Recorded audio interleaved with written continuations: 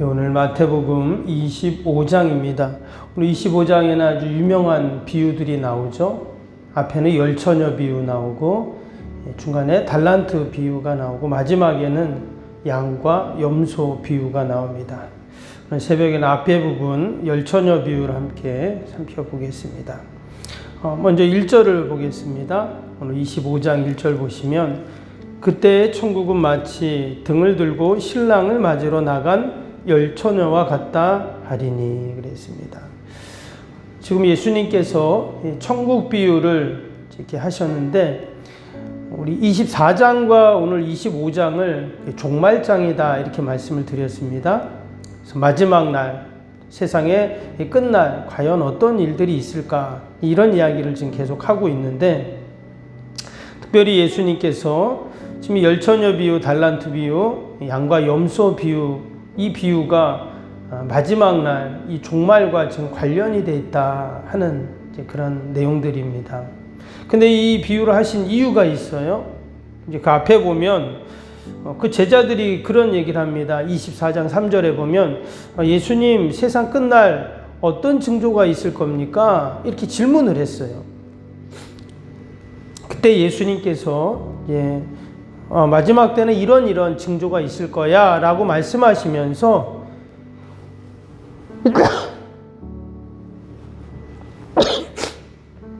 그 24장 그 44절 한번 보시면 뒷부분에 보시면 44절에 이런 말이 있어요. 24장입니다. 이러므로 너희도 준비하고 있으라 생각하지 않은 때에 인자가 오리라 그랬습니다. 이게 보면 어떻게 하라고요? 준비하고 있으라 그랬어요. 이 마지막 날 가장 확실히 일어나는 일이 있습니다. 그러니까 종말의 때 마지막 날 반드시 일어나는 일이 있는데 그게 뭐냐? 바로 주의 재림이라는 거예요. 뭐 이런 일 저런 일 뭐 전쟁의 소문이 나고 뭐가 있고 뭐 이런 것도 있지만 가장 확실히 있는 일은 뭐냐? 주의 재림. 주님이 오신다는 거예요. 그러면서 오늘 이 열처녀 비유 또 달란트 비유, 양가 비유 이 내용을 지금 말씀을 하고 있는 겁니다. 오늘 특별히 1절에 보면 어떻게 시작됐다고요? 그때라는 말이 나왔어요. 그때. 이 마태복음에는 이 때라는 말이 자주 나온다 했죠? 기억나시죠? 근데 오늘 25장에도 보면 계속 이 때라는 얘기가 나와요. 특별히 달란트 비유에 보면은 아주 계속 나옵니다. 그 14절 보세요. 또 어떤 사람이 타국에 갈 때, 그렇죠? 이 임금이 타국에 가요. 그리고는 또 돌아올 또 때가 있어요. 그 또 때에 대해서 말합니다. 그러면서 31절 보세요. 올 때 그랬죠. 그 다음에 또 35절, 36절, 38절, 39절, 또 42절, 43절, 44절 계속 보면 뭐가 나와요? 때가 나온다는 거예요. 이 때는 그냥 때가 아니라 세상적인 시간을 의미하기도 하지만 지금 여기서 말하는 다 때는 뭐냐면 영적인 시간과 관련이 있어요. 영적인 시간. 그래서 이 영적인 시간은 바로 하나님이 정하신 때 하나님의 시간을 지금 말하거든요. 그래서 우리 성도들은 여러분 늘 두 가지의 시간 속에 살고 있습니다. 하나는 뭐예요? 그냥 세상의 시간 속에 살아요. 그러나 또 하나는 하나님이 준비하신 시간을 기다리고 소망하면서 우린 또 살고 있다는 거예요. 여러분 우리가 비가 오려고 그래요. 그럼 어떻게 해요? 우산을 준비하잖아요. 또 식당 하시는 분들은 어때요? 오늘 음식을 이제 팔아야 되니까 가서 어제나 아니면 새벽에 가서 장을 봐와서 준비를 합니다. 성권사님도 오늘 과메기 파셔야 되니까 어젯밤에 준비하셨잖아요. 그렇죠? 똑같습니다. 우리가 겨울이 다가오니까 다들 김장을 이렇게 준비하고 하시잖아요. 이렇듯 세상 속에는 다 때에 대한 기다림, 소망을 다 우리는 갖고 있다라는 거예요. 근데 우리 믿음의 성도들은 어떤 때를 기다리는가? 우리는 주님이 정하신 시간을 늘 우리가 기다리고 소망하는 자들이에요. 특별히 이 주님의 재림과 관련해서 이 마지막 때를 살아갈 때 지혜로운 성도들은 주님의 오심을 기다리고 그때를 여러분 준비하는 성도, 바로 믿음의 성도들의 모습인 줄로 믿습니다. 오늘 이 열처녀 비유와 달란트 비유, 또 양과 염소 비유가 바로 그것을 우리에게 교훈하고 있는 그런 말씀이에요. 특별히 오늘 이 열처녀 비유 한번 보시면, 이 열처녀 비유의 배경은 결혼식이죠. 결혼식인데 뭐 우리나라나 유대인이나 다 똑같습니다. 이 결혼은 상당히 큰 행사이고 잔치이죠. 근데 이제 지금의 결혼 풍속과 그때는 조금 다르다고 해요. 그래서 우리는 지금 결혼식 정한 날 딱 가가지고 뭐 하러 끝나지만 어떻습니까? 이 나라는 날씨가 덥잖아요. 그러니까 또 교통수단도 뭐 많지 않고. 근데 우리나라도 보면 예전에는 결혼식을 하루 하지 않고 며칠을 했다고 해요. 근데 여기는 되게 일주일을 한다고 합니다. 그것도 낮에 하는 게 아니라 저녁 때 해요. 밤에. 왜냐하면 낮엔 너무 덥잖아요. 그리고 또 멀리서 와야 되니까 이 결혼식을 길게 하는 겁니다. 뿐만 아니라 신랑 집에서도 하고 신부 집에서도 하고 이렇게 결혼식을 이어서 한다는 거예요. 오늘 말씀에도 보니까 신랑이 먼저 자기 신랑의 집에서 결혼식을 친구들과 가족들과 합니다. 그리고는 저녁이 되어서 어떻게 해요? 신부 집에 지금 가는 거예요. 근데 오늘 말씀해 보면 언제 몇 시에 간다는 이야기를 하지 않고 그 신부 집을 지금 가는 겁니다. 그러면 신부 집에서는 어떻게 한다는 거예요? 준비하겠죠. 아, 이제 신랑이 올 거야. 우리 다 같이 음식도 준비하고 다 준비를 하는 겁니다. 근데 언제 올지 모르니까 신랑 올 것들을 기다리면서 마을 어귀에다가 파수꾼을 딱 세워놓는다는 거예요. 그리고 신랑이 오면 야, 신랑이 온다, 맞이해라, 이렇게 이제 얘기를 하라는 거죠. 그러면 신부 집에 있었던 그 들러리들이 다 등불을 들고 같이 함께 나가가지고 신랑 오는 길을 맞이하는 이런 결혼의 어떤 풍습인데, 문제는 뭐예요? 그 지금 이 신랑이 언제 오는지를 모르기 때문에 계속 기다리고 있습니다. 그래서 신랑이 딱 오면 신부와 딱 만나서 이제 원만한 결혼식이 그렇게 이제 이어지게 되는데, 오늘 보니까 10명의 처녀가 나옵니다. 이 신부의 친구들, 들러리들이죠. 그런데 오늘 2절에 이런 말을 했어요. 한번 볼까? 2절에 그중 5은 미련하고 5은 슬기 있는 자다 그랬어요. 10명의 그 처녀들, 들러리들이, 신부의 들러리들이 있는데 희한하게 5명은 슬기롭고 5명은 미련하다, 이렇게 지금 얘기를 했어요. 근데 왜 그랬는가? 슬기롭고 미련한 그 차이점이 뭔가 봤더니 뭐라고 했어요? 미련한 자들은 등을 가지되 기름을 가지지 아니하고 슬기 있는 자들은 그릇에 기름을 담아 등과 함께 가져갔더니 이랬어요. 그들이 기름을 준비했는가 안 했는가에 따라서 미련하고 지혜롭고 이것을 지금 구분을 하고 있다는 겁니다. 당연히 등불이 있으면 기름이 있어야죠. 불을 계속 지펴야 되니까. 우리가 되게 이 기름하면 뭐 성령님 이렇게 이제 우리가 좀 많이 이해를 하는데, 오늘 여기 열처녀 비유에서의 기름은 뭐 성령님을 의미하기보다는 우리의 신앙이 있다면 형식이 있고 내용이 있는데, 그 등불이 형식이라고 한다면 기름은 내용을 말합니다.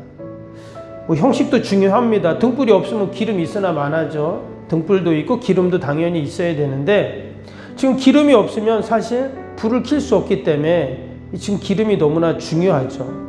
그래서 이 기름의 유무에 따라서, 그 신앙의 내용에 따라서 지혜로운 자도 있고 미련한 자도 있어요. 똑같이 지금 결혼식장에 들러리로 이 처녀들이 다 와 있습니다. 똑같이 10명 다 와 있어요. 그런데 한 사람은 5명은 기름이 있고 5명은 기름이 없고, 미련하고 지혜로운 그 기준을 이렇게 이야기했어요. 오늘 8절 9절 한번 봅시다. 거기 뭐라고 했나?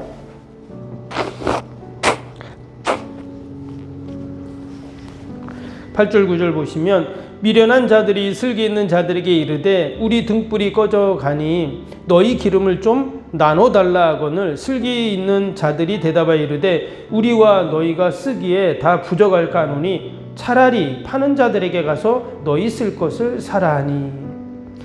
그러니까 지금 기름이 부족했던 이 미련한 여인들도 알고 있었습니다. 이게 계속 있다간 기름 다 떨어지고 불 꺼지겠구나 알고 있었어요. 그래서 그 지혜로운 여인들한테 기름 좀만 줘 이렇게 지금 부탁을 했다는 거예요. 근데 줬다가는 우리도 금방 꺼질 것 같으니까 야 가서 사와라 지금 이거잖아요. 근데 우리가 이 말씀을 보면서 한 가지 하나님이 우리에게 주신 게 교훈이 있습니다. 이게 뭐냐면 신앙의 내용은 결코 빌릴 수 없다라는 거예요. 빌릴 수 없어요. 예전에 무디 신학교에 유명한 조지 시우팅 목사님이라는 분이 이렇게 말했대요. 하나님에게는 자녀만 있고 손자는 없다 이랬답니다. 이 재밌는 얘기죠. 무슨 말이겠어요? 우리 한 사람 한 사람이 내가 하나님을 만나고 내가 신앙의 고백을 하고 내가 믿음의 자녀로 살아야 한다는 것을 말하는 거예요. 결코 내 신앙은 다른 사람에게 빌릴 수 없어요. 부모님이 신앙이 좋다고 자녀들이 구원받고 복받냐? 아니라는 거예요. 옆에 있는 성도가 믿음으로 잘 산다고 내가 그 옆에 있는다고 나도 복을 받냐? 그렇지 않다는 거예요. 내가 하나님 앞에 바로 서야 되고 내가 하나님 만나야 되고 내가 하나님의 은혜와 복을 받아야 된다라는 것을 지금 전적 하나님과 나와 1대1의 관계예요.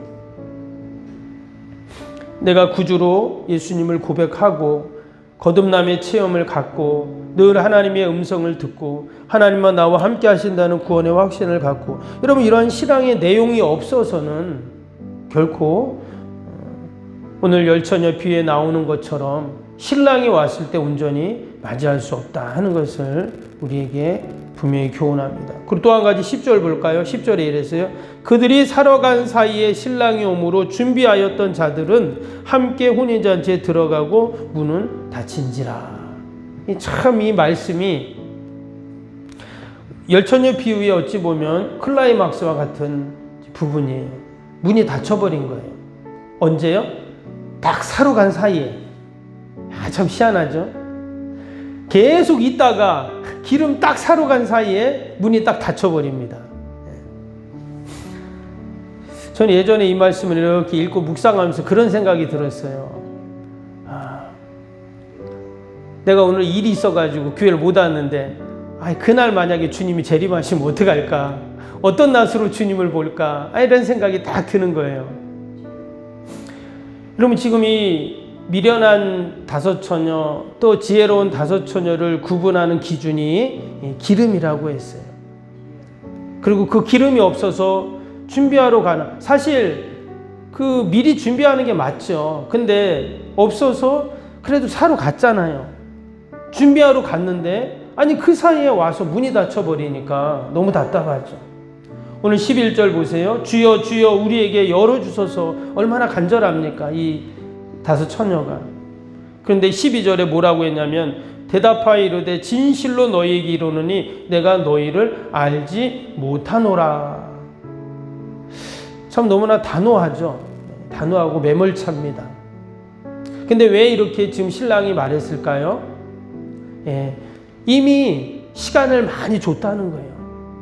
이미 준비할 시간을 많이 줬다.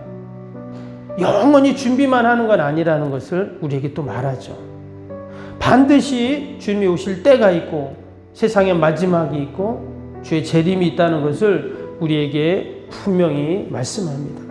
우리는 때때로 그럴 때가 있어요. 내일 하지 내일 기도하지 다음에 할 수도 있지 이렇게 우리는 계속 사실 좀 미루잖아요. 그런데 반드시 때가 있고 하나님 정하신 때가 있고 또 마지막이 있음을 우리에게 이 열처녀 비유는 이야기하고 있습니다.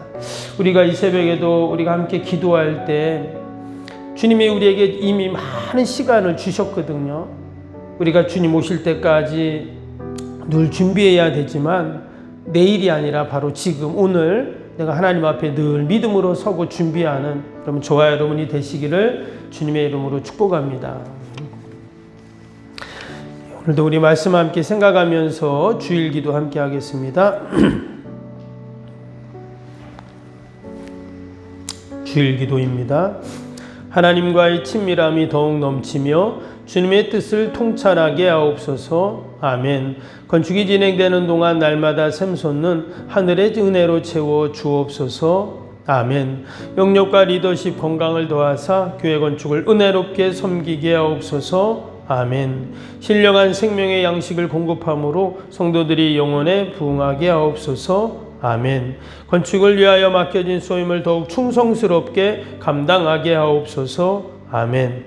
영적으로 충만하여 하나님의 은혜가 날마다 샘솟듯 넘쳐나게 하옵소서. 아멘. 앞장서서 섬기시는 장로님들의 가정과 자녀와 사업에 복을 더하여 주옵소서. 아멘. 모든 중직자들이 마음을 모으고 정성을 모아 성전을 짓게 하옵소서. 아멘. 건축위원장과 건축위원들에게 지혜와 지식의 영으로 충만케 하옵소서. 아멘. 하나님의 마음을 알고 하나님의 영광에 합당한 성전으로 세우게 하옵소서. 아멘. 모든 성도들이 건축위원이라는 주인의식을 가지고 기도에 힘쓰게 하옵소서. 아멘. 구역원들이 말씀의 꼴을 풍성히 먹도록 먼저 은혜를 경험하게 하옵소서. 아멘. 교회의 영광을 위해 맡겨진 사명을 기도함으로 감당하게 하옵소서. 아멘.